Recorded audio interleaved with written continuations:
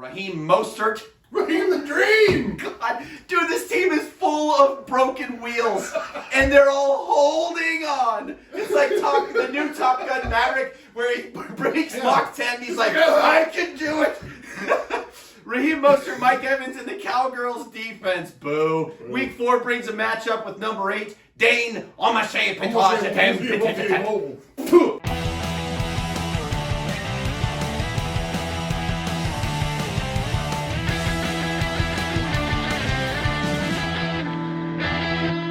Welcome back, kids, to the Fall Classic episode of the Loop Power Rankings, brought to you by 36 Pitch Productions from NoHo Arts District Studios in Southern California's beautiful San Fernando Valley. I'm Brian Burns. Still Matt Vega. We're at the end of September, rolling into fall, escaping the heat of a long, cruel summer, into the comforting sweater weather of the autumn season.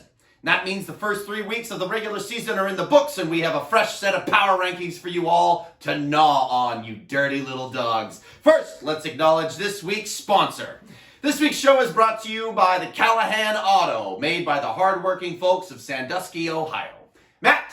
Looking at you, Ohio. All right, and also on the next show, we will be featuring weather correspondent James Wilson, who will be giving us insights on the weather impact of the upcoming week's crucial matches. And all that will be coming up in the next show. So, without further ado, let's get into the top half of the Loop Quarterly Power Rankings. And thank you, James, for joining us. Well, next week we'll thank you. We'll see how it goes. The preemptive thanking. Yeah, it's a trial period. I'm always a little bit too far ahead. All right, sitting at number 1, James Wilson, the undefeated king of the ring with 412.5 points scored in the season so far and a perfect record of 3-0. James Wilson and his triple Bs, his killer Bs.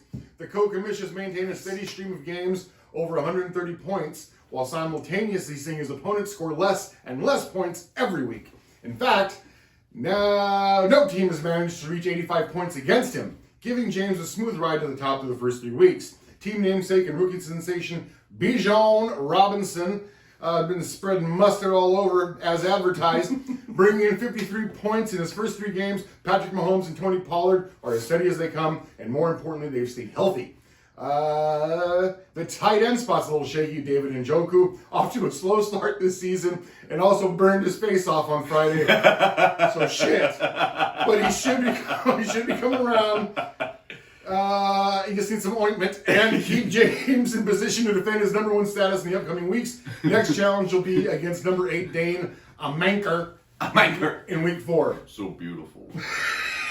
So powerful. He has a human flesh leather mask on today. It should be nice. Number 2, we're going to go 2 in a row. Sitting at number 2 is Sage and her Texas Hill Country tack and feed scorer. Yeah! The best of the 2-1, Sage also leads the league in scoring over the first 3 weeks by a half point at 425.5. Sage hasn't put up less than 139.5 points in a week this season, and so that consistency shouldn't go unnoticed. Her only loss came last week, scoring a low to an opponent, me, who had 183 points to seal a victory. Kirk Cousins has been incredibly consistent with a low of 25 points in week 1. CeeDee Lamb had started well. The emergence of Tutu Atwell has been a nice surprise. And Mondre Stevenson has been a very consistent contributor as running back 1. But let's be honest, the real reason for this team's hot 3-game run has been the cheetah, Tyreek Hill, as he and the Dolphins offense are seemingly flirting with or breaking records every single fucking week.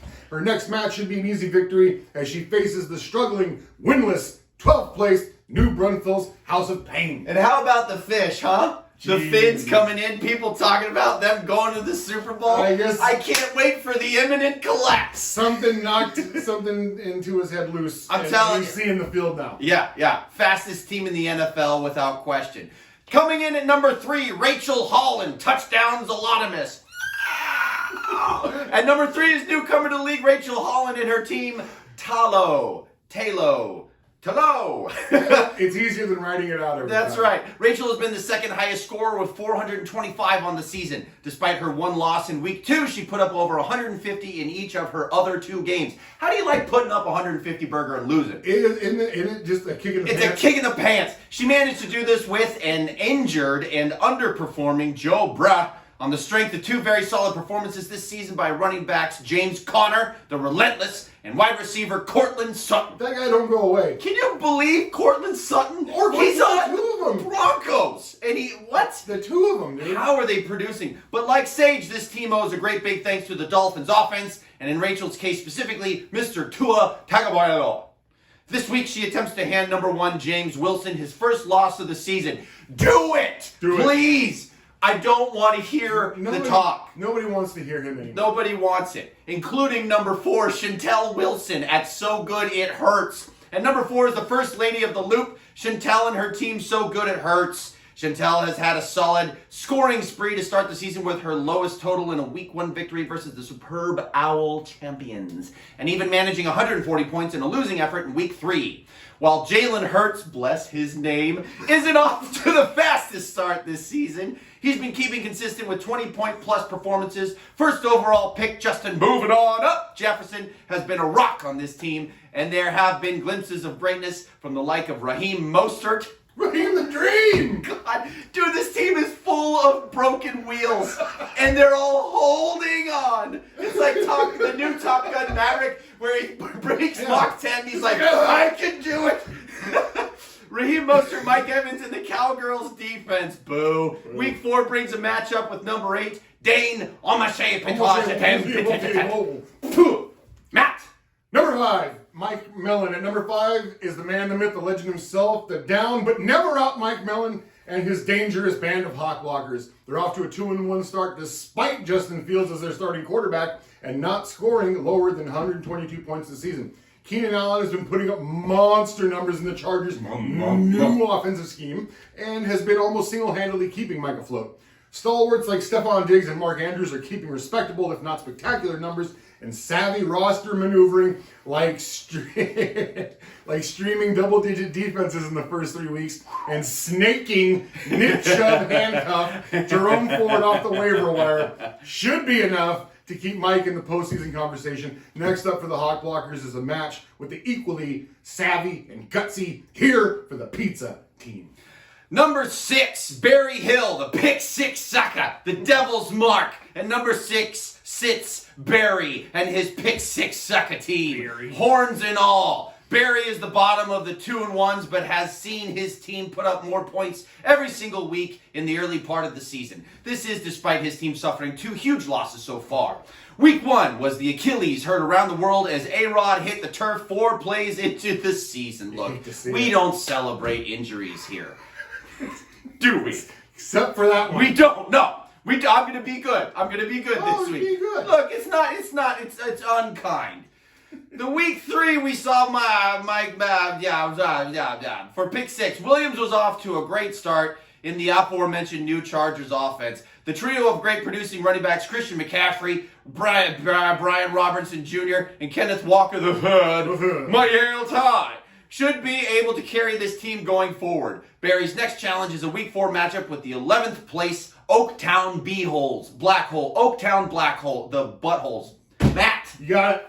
And just to circle back, it was Mike Williams, the receiver who tore his ACL in Week 3. Oh, yeah, that was Mike Williams who did that.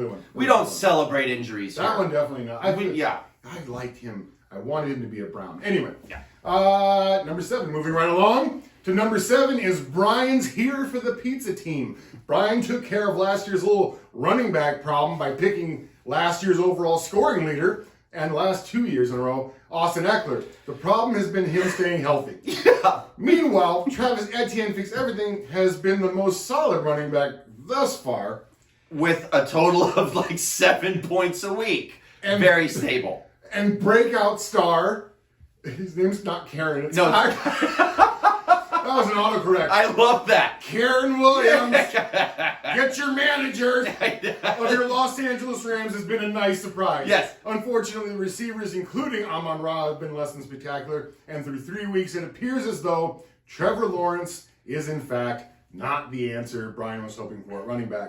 Brian's looking to leapfrog Mike and his Hawk Blockers with a big win here in Week 4. We'll see what happens. Next up, number 8, Dane Amancher. Dane Dane Amancher at the number 8 spot. The great Dane is also part of the scoring more points every week club, although it is only translated to 1 win coming last week to the Hawk Blockers. Herbert is thriving this season under new offensive guidance, providing the lone bright spot for this team. Kelsey's been underperforming so far this season, probably because he's thinking a little bit about what's her butt. That one girl that he's apparently... What's her name? I don't... I mean, he's really doing a lot for her, he's really doing a lot really for her. Put that girl on the map. I'm telling you, yeah. What's funny is I literally could not think of her name when I was talking. No, I still don't know who you're talking about. I didn't know Travis Kelce was DeAndre Swift. DeAndre Swift. That's what it is. DeAndre Swift. Right. No, that's right. Okay. He's doing a lot for her career. You know, it makes you wonder what she's really up to, doesn't it? And while there are points left, hate. People gonna shake. Sorry, go ahead. Shake it off. Is that a song? I couldn't tell you. Sometimes I just can't stop the rhythm. You know what I mean? It's in you. You're underperforming this season. And while there are points left on the bench, the matchup-dependent and sporadic nature of this team scoring might make it difficult to find consistent success this season. Next for Dane is a tough matchup with So Good It Hurts. Number 9, Matthew Vega, the Superb Owl Champions. Who at number 9, Matt's team, the Superb Owl Champions. I'll be here next week. Had a rough start to the season, but everyone finally decided to score in week 3, giving him his first victory of the season over Texas Hill Country. Boom! Woo!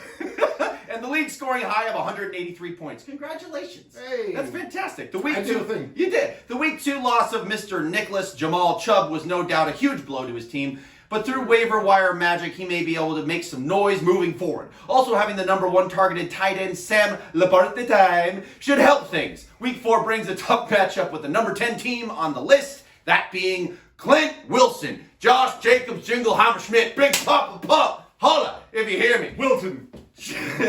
Clint, Triple J team had a rough first 2 weeks also, but this team has been scoring more every week through the first 3 weeks. Very positive with the Fall Classic. Very positive. It's early in the season still. Yeah, and also these games don't mean anything. We all know this. With the emergence of James Cook, the return of one half of the most electrifying tag team duos in sports entertainment history, Deebo Samuel, and always dangerous Lamar Jackson. Clint's team should remain in contention for a playoff berth as we progress into the season. He always fucking does. Yeah. All right.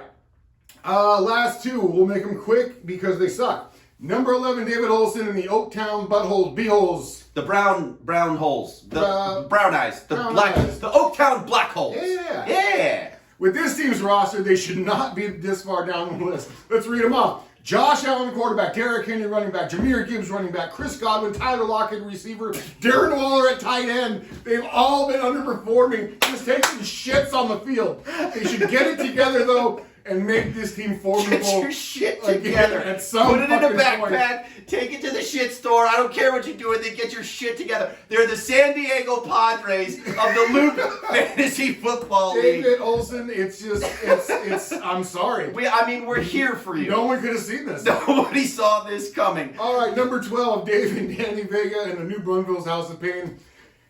That is a team in our league. Yeah. Confirmed. Yeah. That is confirmed. Just bad. Not a lot to say about the team except they're keeping Jamar Chase and Jackson Smith and Jigba off of other people's rosters, which is nice. Perhaps the return of Jonathan Taylor Thomas. God, we haven't gotten to do that. I know we haven't been on point with our choreography as of this initial episode. We're doing great. Thomas, he could help change the team's fortunes. Either way, the more you win, the more we'll talk about your team. The last 2, you're not doing great. And hey, I will reiterate, it is still the beginning of the season. So early. Championships can be won this early in the season, but they cannot be lost. We've seen people go on tears. Seriously, you win the first 4 games, you've got a good chance to make yourself into the playoffs. That's a great chance. Right? But if you lose the first 4 games, God, there's still 13 games to go. There's plenty of time, so don't lose hope. Make sure to keep an eye on your rosters. And ladies and gentlemen, with that, we will say, congratulations. This is the first episode of the Loop Power Rankings. Hey. How do we close this? Thank you for joining us for our Fall Classic edition of the Loop Power Power Rankings brought to you by 36 Pitch Productions from the NoHo Arts District Studios in Southern California's beautiful Yes, sir. San Fernando Valley. I'm Brian Burns. Still Matt Vega. Ladies and gentlemen, take care of yourselves. Be kind to each other. Go Horns. We'll see you next time. Don't forget to set your rosters.